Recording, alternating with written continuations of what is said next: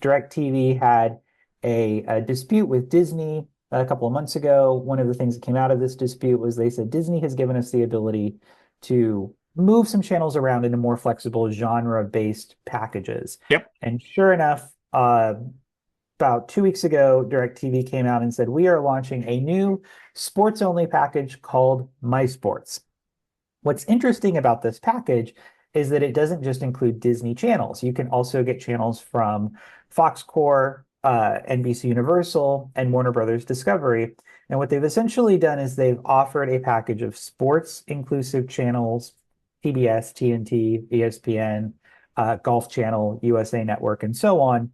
And they've done away with the entertainment and lifestyle channels. They're just selling the sports channels. They are also in this package selling news channels, but they're not really marketing the cable news channels. All right, now let me ask, is this on the pizza pan or is this streaming?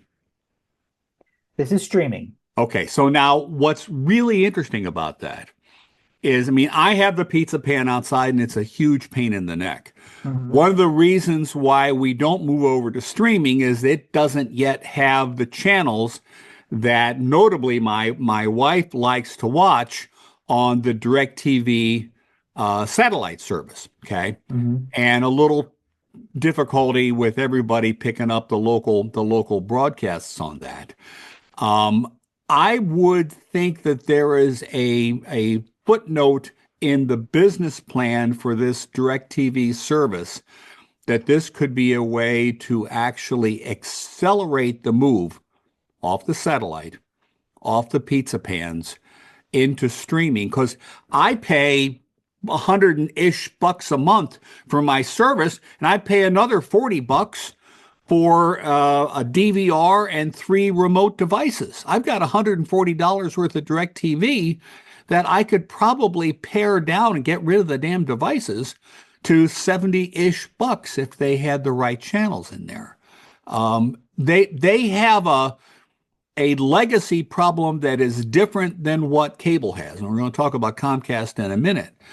But, DirecTV actually has a way out of it. I don't know who's going to own DirecTV next year, but they have a way out of it that I think kind of makes some sense. Yeah, I think that's right. The appointment viewing television is news and sports, right? You can That's get right. all of your entertainment on the network-owned streaming services. You can get it on Netflix. You can get it pretty much wherever you'd like these days, and you can start and stop those services on a whim. With DirecTV Stream, my impression in speaking with the DirecTV folks is the reason why they started with DirecTV Stream for MySports is because that was the easiest platform to launch it on. And I will say that there are some caveats with MySports, which is the DirecTV package that we're talking about here. It's only available in about 2 to 3 dozen cities, and that has a lot to do with the availability of local broadcast stations. Right now, they're just the owned and operated stations. If you think about it, their next closest competitor, Sling TV, they kind of have the same issue. They're not offering CBS right now, so you're missing out on all the CBS sports. They are, however, working to include CBS. I've been reassured by the DirecTV folks that they are working to include CBS. We wrote it in our story. It's just a matter of renegotiating those deals and then getting it on terms that make sense. But they're pretty convinced that within the next few months they'll not only have a CBS deal in place, but also the independent-owned broadcast station. So you live in Baltimore, your NBC affiliate is owned by Hearst, your Fox affiliate is owned by Sinclair.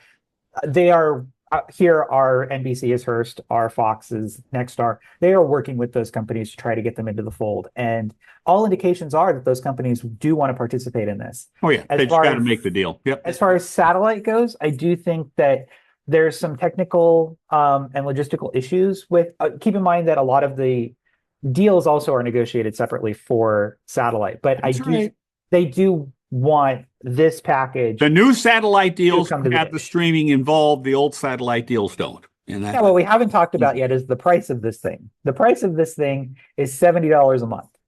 So my question to you is, at $70 a month right now, well, not even right now, once they get CBS and the locals figured out, at $70 a month, would you rather have that or go to YouTube TV, which is $13 more and get more programming? What makes more sense for you and your family? I don't know, except remember that DirecTV also has my free DirecTV in there, which is an Mm. oddball streaming service, but there's actually a fair amount of entertainment content in there. I would think that at some point they would integrate those two. And then if they really were smart, they'd pick up a way to add Max and some other premium services on top of all that and basically emulate the full satellite experience without the pizza pan, without all the damn hardware. I think So, personally, I think the hardware thing is what kills them. And we got to get to Comcast band. The DirecTV dish thing is on again, off again, on again, off again. It's currently off again. It'll come back on again, by the way.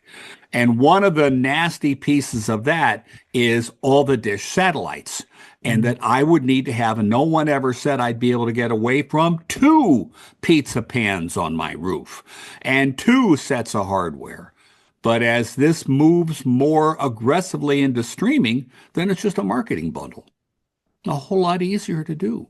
I'll add two quick things to that, and then we'll talk about what Comcast is doing kind of in a similar sense, which is first, with MySports from DirecTV, you do get my free DirecTV included with Oh, it that. is. Okay. It's in the service because it's part of the DirecTV stream app. So yes, you do get those channels. You get all of the channels, not just the sports ones. Yep. The second thing is, if one of the great things about DirecTV is that they do offer this box called a Gemini box, which Hmm. they offer to DirecTV via internet or DirecTV stream customers. You can go out and get one. You can lease it or you can buy it, depending on which service you get. They're essentially the same services.